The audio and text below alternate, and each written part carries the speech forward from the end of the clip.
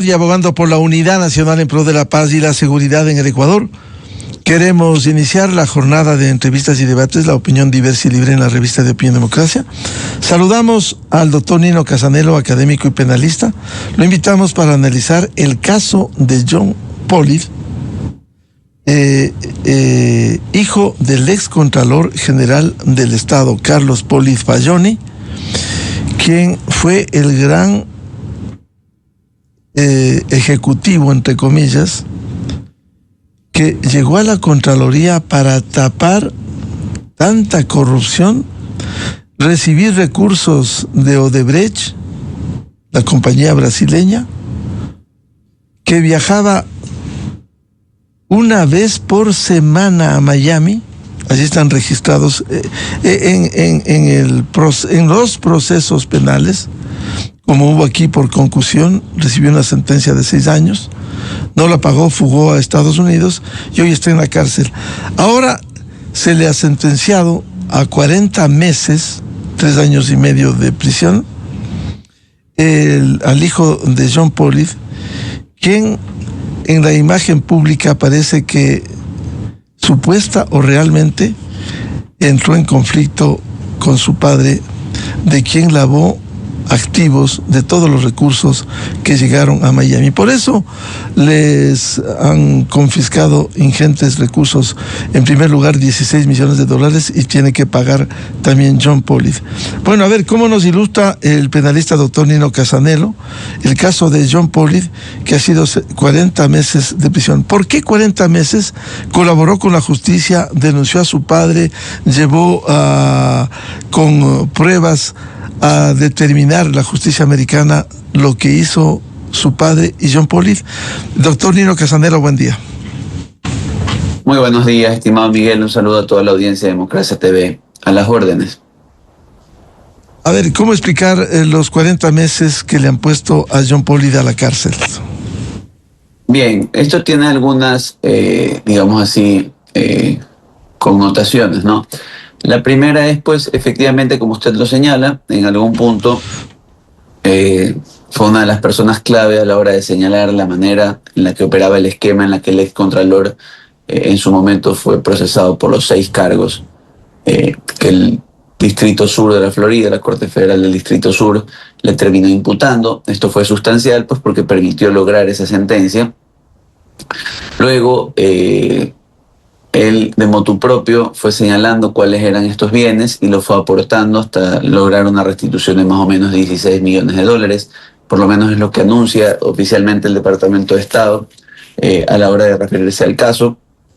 Y ciertamente, pues, este grado de colaboración le ha valido a él una sentencia sustancialmente menor que aquella, pues, impuesta a su padre, más o menos 3 años, 4 meses, que deberá, pues, purgar. Luego tendrá 3 años de una libertad supervisada, pero además hay condiciones en la sentencia como el señalamiento de otros bienes, pues, que todavía no se han hecho públicos. Tentativamente el día 7 de enero, pues, debería entregarse ya para iniciar el cumplimiento de su condena.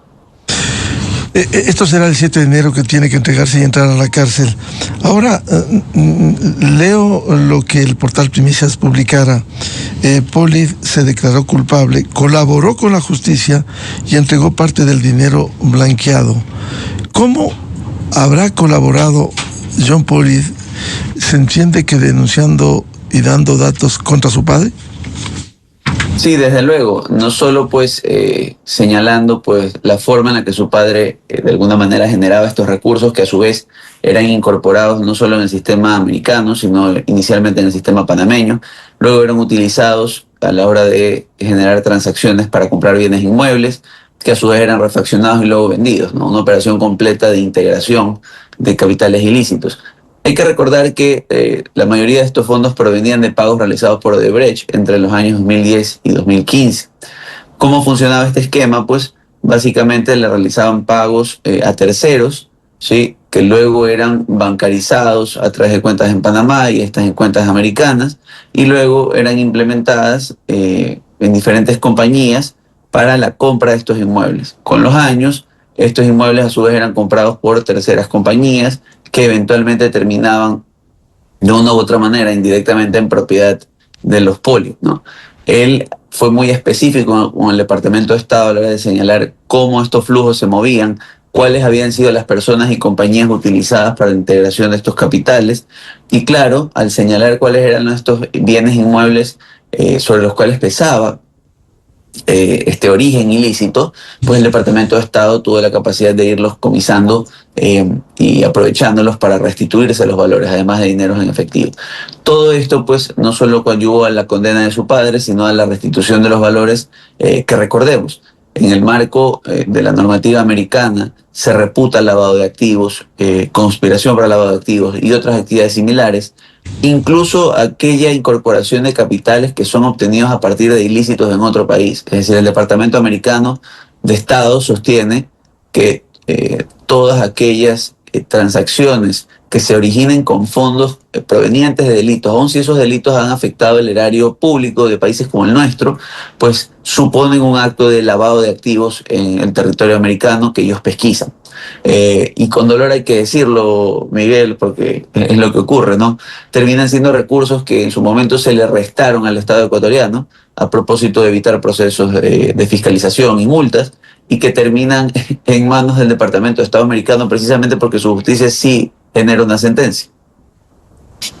Bueno, para estar claros de lo que hizo el excontrador Carlos Polit, en el caso de él que lo sentenciaron a 10 años, él tuvo que devolver 16 millones de dólares. Y también como trae esta información de Miami con la actuación de la jueza Kathleen Williams y los fiscales Michael Berger y Jill Simon,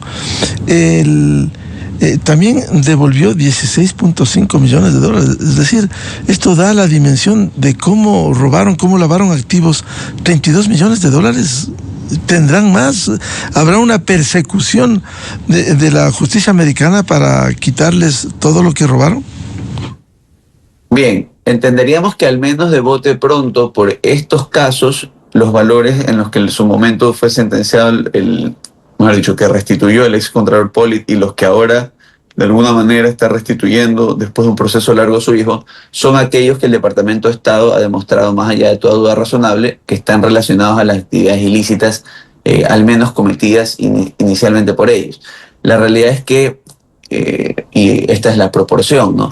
Habiendo sido actividades de lavado, es decir, mecanismos por los cuales se mezcló lo proveniente de actividades ilícitas en la economía formal, ahí usted tiene un costo, un porcentaje que se le restó muy probablemente a estas operaciones. Es decir, pudo ser mucho más dinero, pero que en el curso de las operaciones que tengan que realizar a través de compra y venta a terceros, pago de impuestos en los diferentes países, pudo verse reducido.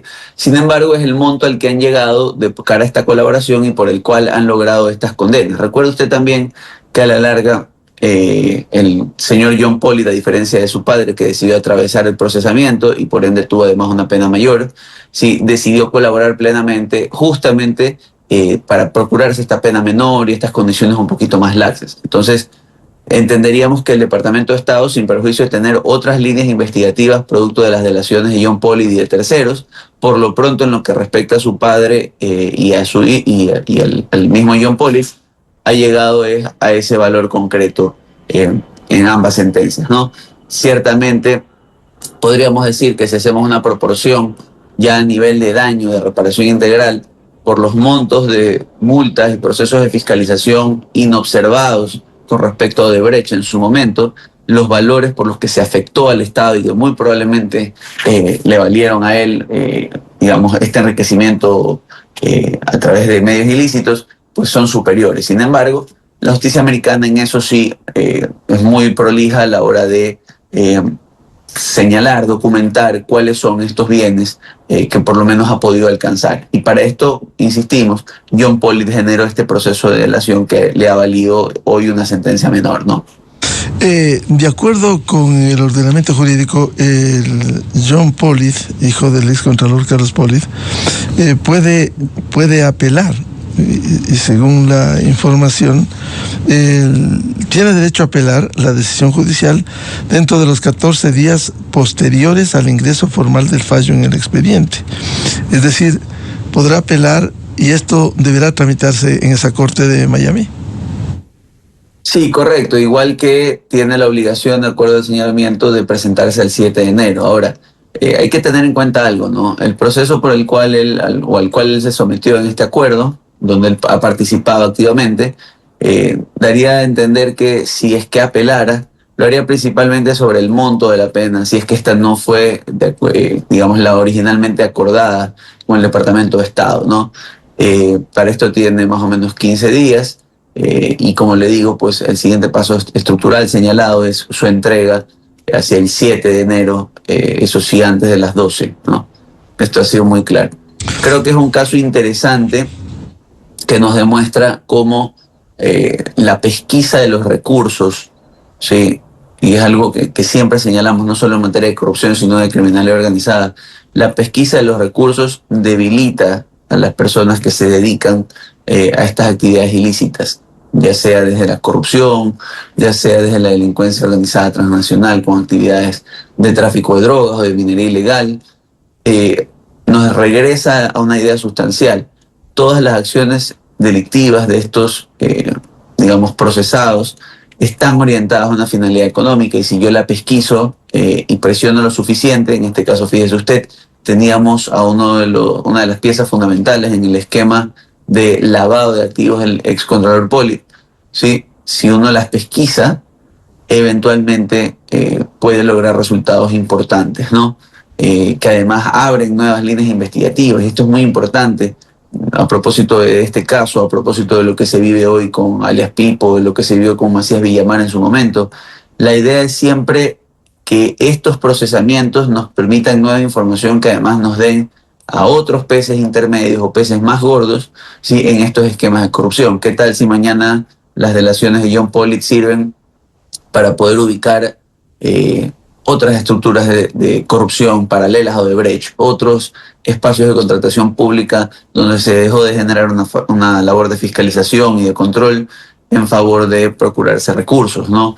En este caso para el Contralor, o de terceros que tuvieron redes de corrupción sucesivas, ¿no? Insisto, la justicia, una administración de justicia estructural, eficiente, se genera, entre otras cosas, a través de los mecanismos de negociación, porque facilita el trabajo y las líneas de negociación. Ahí sí quiero destacar algo, Miguel, que lo digo siempre. Parte de la eficacia de estos sistemas que tienen que ver con recuperar los activos, que es una deuda que todavía tenemos pendiente en el país, también se centran en estas negociaciones de penas menores, y puede ser muy duro.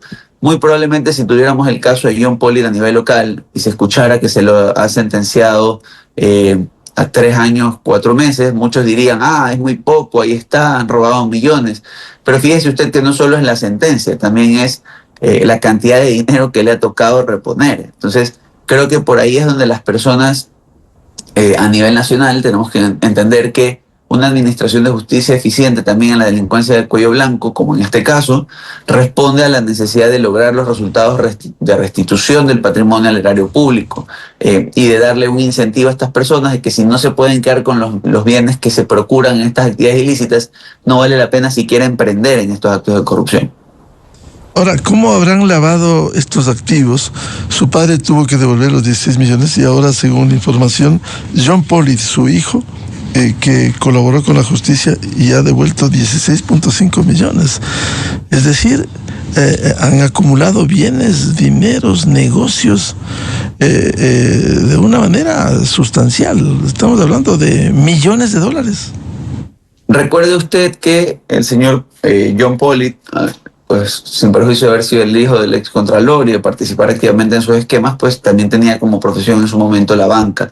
Entonces estaba muy vinculado a diferentes actividades del sector, digamos, real americano, y el esquema, de acuerdo a lo señalado, supuso una cadena de pagos. De hecho, recuerde usted, estimado Miguel, que uno de los grandes golpes para esta estructura, esto da un poco de risa porque algunos decían pues que era una suerte de pillería con factura, ¿no? Odebrecht, pues, un poco en la línea de auditar infamemente los dineros que tenía que repartir entre autoridades para sostener su red de influencias, para evitar ser multado y que los proyectos le constituyan redituables, ¿no? Evitando cientos de millones de dólares en multas.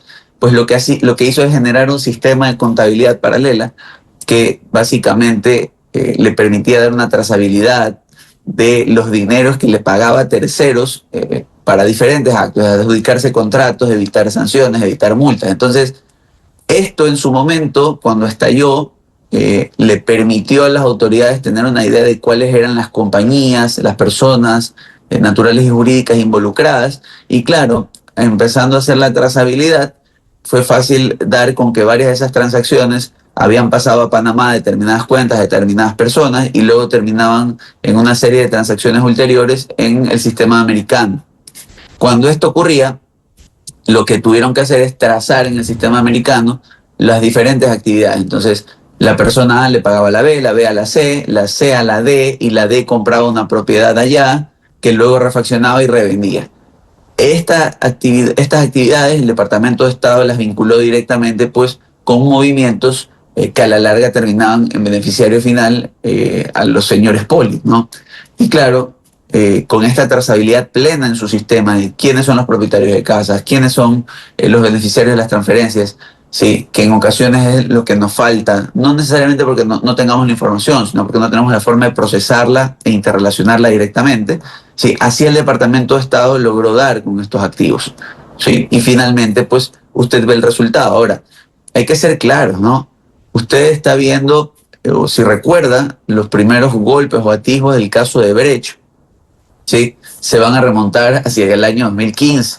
Luego usted va a tener un trazado en la línea investigativa y unos procesamientos locales entre los años 2017 y 2018, y usted está logrando estos procesamientos por lavado de activos, digamos, ya de bote pronto en los últimos 3 años. Entonces, sí tenemos un proceso largo donde el Departamento de Estado se ha ido documentando, ha ido generando esta información, hasta el punto de encimar al primero una sentencia que decidió ir a juicio, y al segundo, pues, que no quiso ir por más, a colaborar.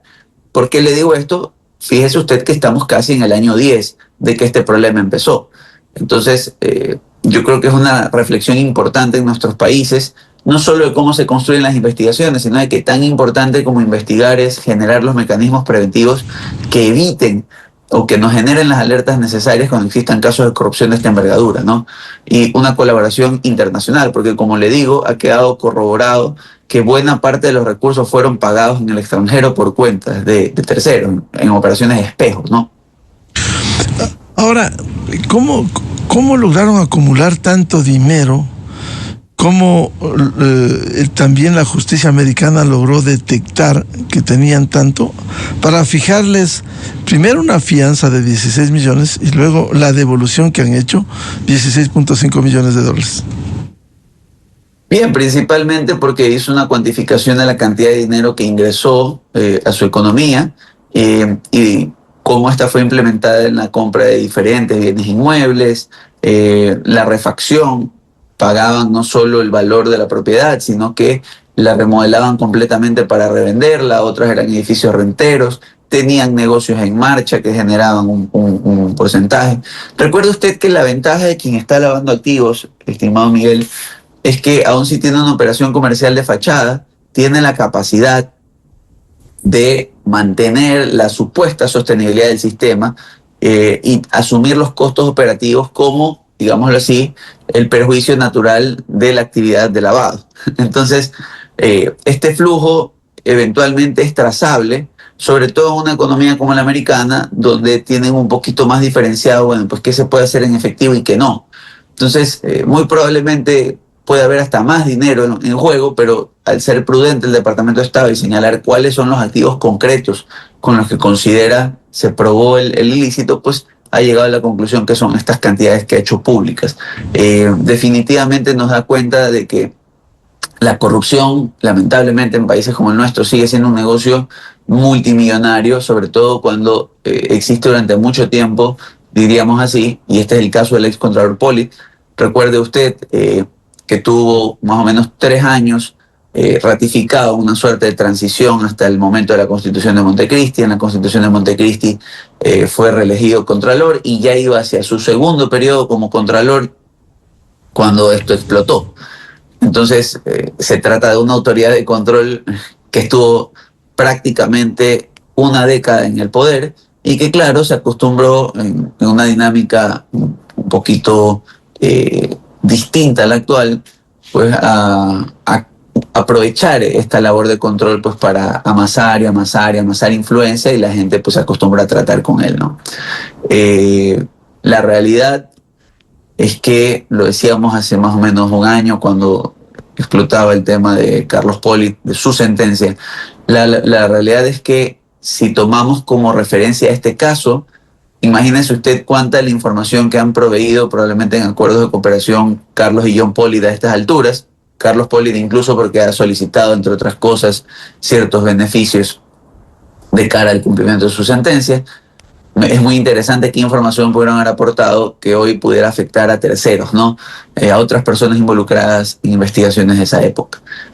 Lo cierto es que solo el tiempo nos lo dirá, y eventualmente conoceremos si es que dieron más frutos de estos. Pero de alguna manera, una vez más, la justicia americana de alguna manera se impone con sus instituciones, con su negociación de penas, con su optimización en la búsqueda de recursos, y termina, lo digo con dolor, Miguel, termina reparándose ella con recursos que salieron de nuestro erario, ¿sí? Pero es lo justo, porque al final del día ellos son quienes procesaron y quienes investigaron el ingreso de estos capitales. ¿Se podrá recuperar esos dineros desde el Ecuador? Sabemos que resulta extremadamente complejo. Difícilmente. Ya tenemos varias experiencias en los antiguos casos Petroecuador, recordará usted, donde el Estado ha tratado de comparecer como víctima y el Departamento americano pues señala que no hay tal cosa. De hecho, en ocasiones, hace mucho tiempo, todavía en régimen del presidente Moreno, por ahí se le fue diciendo a ciertos funcionarios de Petroecuador y otros que más bien, cuidado, se abren nuevas líneas investigativas, porque más allá de que las empresas estatales ecuatorianas hayan sido los vehículos o los rehenes de estas estructuras, no es menos cierto que pudieran tener mañana problemas respecto a activos que terminaron entrando de forma ilegal al sistema americano. Entonces, desde hace mucho tiempo que el Ecuador, por las múltiples respuestas de las Cortes Federales americanas, ha dado un poquito el brazo a torcer en cuanto a comparecer como víctima ya. Además, no se le ha reconocido derechos en ese sentido, ¿no? Aunque sería lo justo, ¿no? Casos, por ejemplo, como lo de las construcciones en su momento realizadas por esta compañía brasilera, toda vez que esos valores salieron directamente, en ocasiones los anticipos que había realizado el mismo Estado ecuatoriano, tendría toda la lógica que pudiera comparecer. Por eso esto también es, como lo digo siempre, un llamado a la reflexión a nuestras autoridades de control locales para evitar que estos capitales puedan fugar, ¿no? ¿Y cómo dicen que puedan fugar? Pues tratando de activar a tiempo los protocolos de control, teniendo más auditoría. Si bien, insisto, buena parte de estos valores fueron operaciones de espejo, lo que de alguna manera supone que no atravesaron el sistema ecuatoriano, pero sí tenemos formas de procesar a compañías como Odebrecht y otras y tratar de tomar, así sea, los bienes que tienen en el país para un eventual proceso de liquidación, ¿no? Y por qué no, sería interesante también explorar, más allá de que en algunos de los casos los plazos no van a dar por la favorabilidad con la que la ley se aprobó, buscar algún tipo de colaboración con el Departamento de Estado gringo, americano, y pedirle a las personas involucradas cuentas en instituciones como la Ley de Extinción de Dominio o nuevas investigaciones, ¿no? Pero ahí es donde nos damos cuenta a veces que nos quedamos simplemente con la sentencia en el extranjero y no con un procesamiento económico óptimo en nuestro país. Él tiene que apelar una vez que sea notificado. ¿Puede apelar una vez que sea notificada la sentencia? Sí, le han dado 15 días.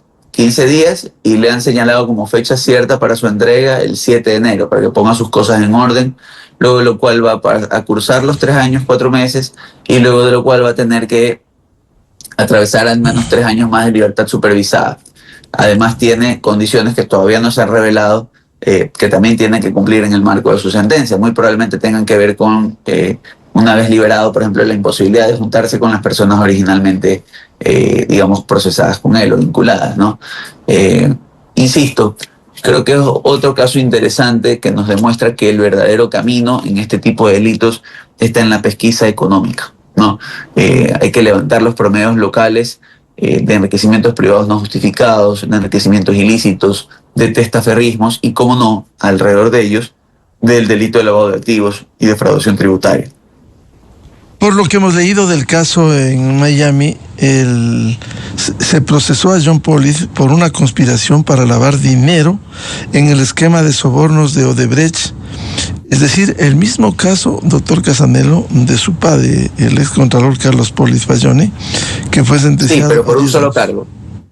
Correcto, sí, pero por un solo cargo. Eso además demuestra por qué tiene una pena menor, y además en su colaboración, pues esto se le ha considerado una pena, si usted la analiza, ínfima, porque luego tenemos que establecer si tiene acceso a ciertos beneficios penitenciarios, pues que la pudieran recortar.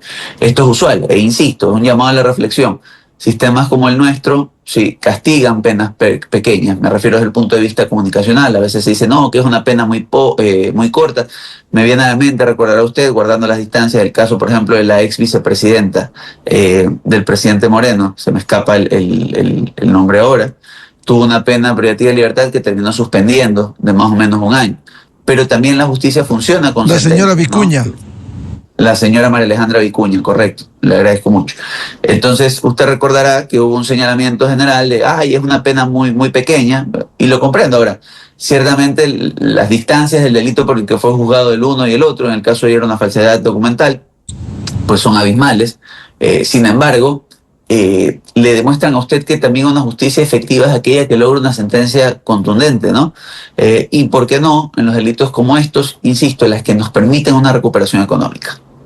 Para resumir el caso, doctor Nino Casanelo, hubo 4 cargos contra Carlos Polis Bayone, el excontralor, y uno para John Polis, su hijo. ¿Cuál es la diferencia entre los 4 cargos y el uno? Recuerde usted que al contralor Polis le cargaron lavado de activos, conspiración para lavado de activos, utilización de fondos provenientes de lavado de activos y otros. En el caso del hijo, pues es conspiración para lavado de activos, precisamente porque lo que señaló es que lo hacía coadyuvando con su padre para lograrlo. Es decir, un poco dijo, aquí el que trajo el capital y de alguna manera se aprovechó de mi expertise en banca y en sectores inmobiliarios para realizar esta operación, fue mi padre. De tal forma, pues, que aquí me hago responsable por lo que he hecho, pero quiero acceder a una pena menor y además les voy a señalar dónde están los valores. Esa es la diferencia sustancial, e insisto, puede ser que de la información que ha proveído se generen nuevas líneas investigativas. Cuando usted vea este tipo de tratamientos o de acuerdos, se están generando nuevas líneas investigativas.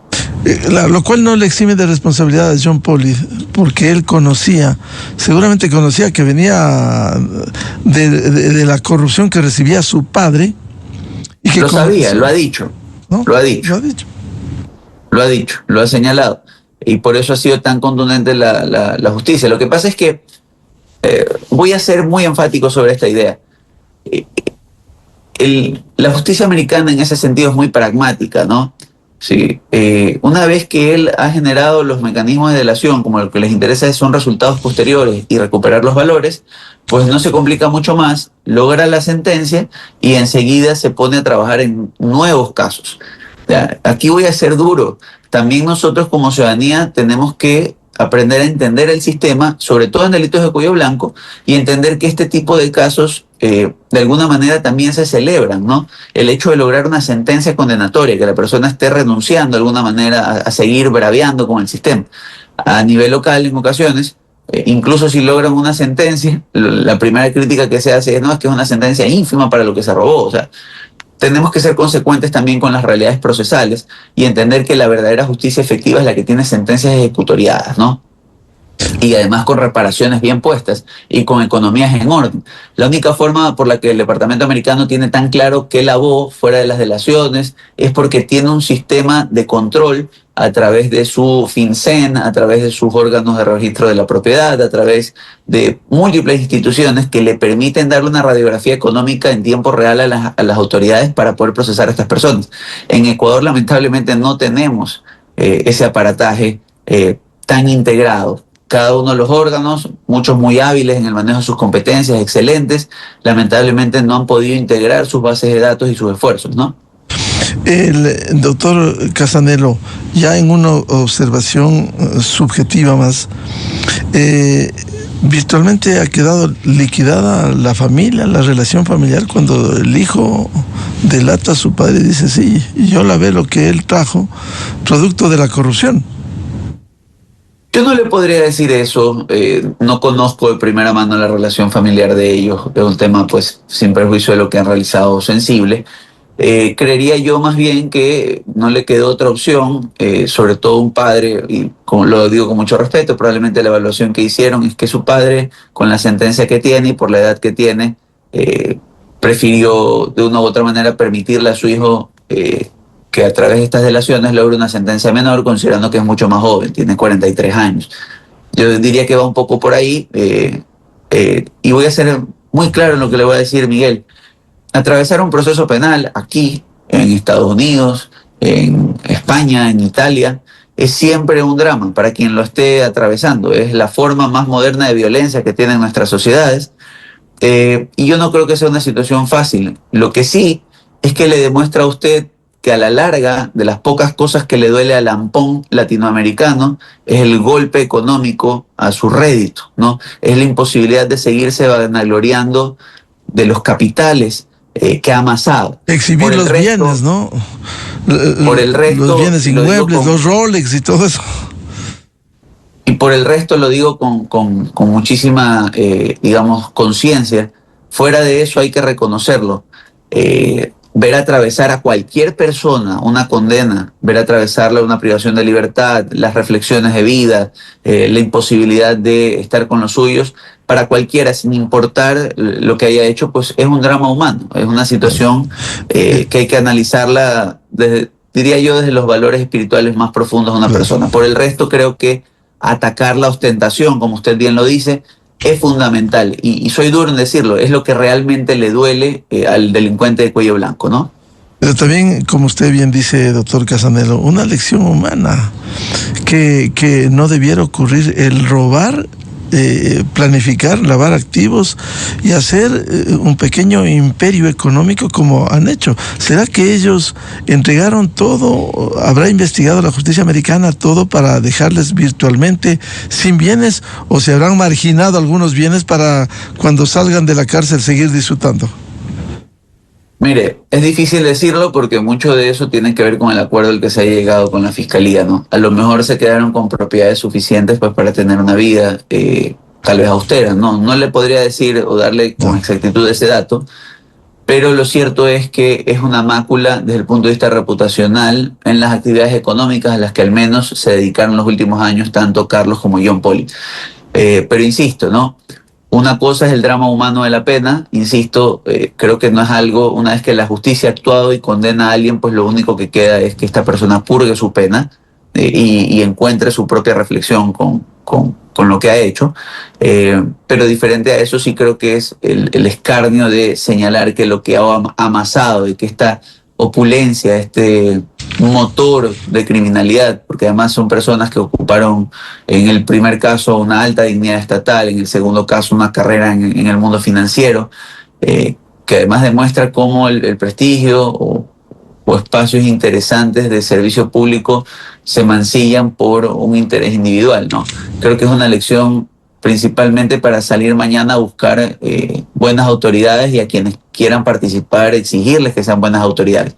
Por el resto, insisto, en lo que tiene que ver con purgar una pena para ellos y cualquier persona, una vez que ha sido impuesta, pues tienen que ser tratados con dignidad porque es una situación pues realmente dolorosa, tanto para ellos como para sus familias. Y en ese sentido, una vez que han sido condenados, lo que queda es como sociedad pues pedirles que atraviesen esa condena, ¿no? Punto. Ensañarse más tampoco resulta con todos estos mecanismos una cuestión pues viable, diría yo. Más bien hay que avanzar y evitar o buscar evitar con nuevas medidas que algo así pase de nuevo. Bien, como siempre, muchas gracias. La atención al académico y penalista doctor Nino Casanelo a propósito de la sentencia de 40 meses al hijo del excontralor Carlos Pollitt, John Pollitt. Su padre pena 10 años en una cárcel del Distrito Sur de Miami. Nino, muy amable. A usted, estimado Miguel, y a toda la audiencia de Democracia TV. Tengan un buen fin de semana. Muchas gracias. 7:18 en el territorio continental ecuatoriano, y pensar que este ex contralor fue designado con un puntaje de 100 sobre 100 y fue reelegido en el gobierno de la Revolución Ciudadana, y hablaban del simpático Qué vergüenza para el Ecuador, qué imagen. Y este señor tuvo la avilantez, la audacia de enjuiciar y lograr una sentencia que el mismo día fue perdonada contra los miembros de la Comisión Nacional Anticorrupción. Una pléyade de respetables ecuatorianos, Julio César Trujillo, ya fallecido, Jorge Rodríguez, ya fallecido, Germán Rodas, que vive, coordinador de la Comisión Nacional Anticorrupción, Simón Espinosa y otros. Esa es parte de la hoja de este país, de los corruptos que se vanaglorian en el exterior, pero la justicia tarda, pero llega. Hoy, a la cárcel por corruptos. Vamos a una pausa y ya volvemos. Diálogo previsto con el economista Walter Spurrier, director de Análisis Semanal. Cómo enfrentar este cierre de año, cómo lograr un sostenido crecimiento económico, que es lo que debiera tener el Ecuador. Desde 1984 con Gonzalo Rosero, la revista de opinión Democracia. Siempre líderes, siempre confiables. Enseguida regresa Miguel Rivadeneira a la búsqueda de la verdad.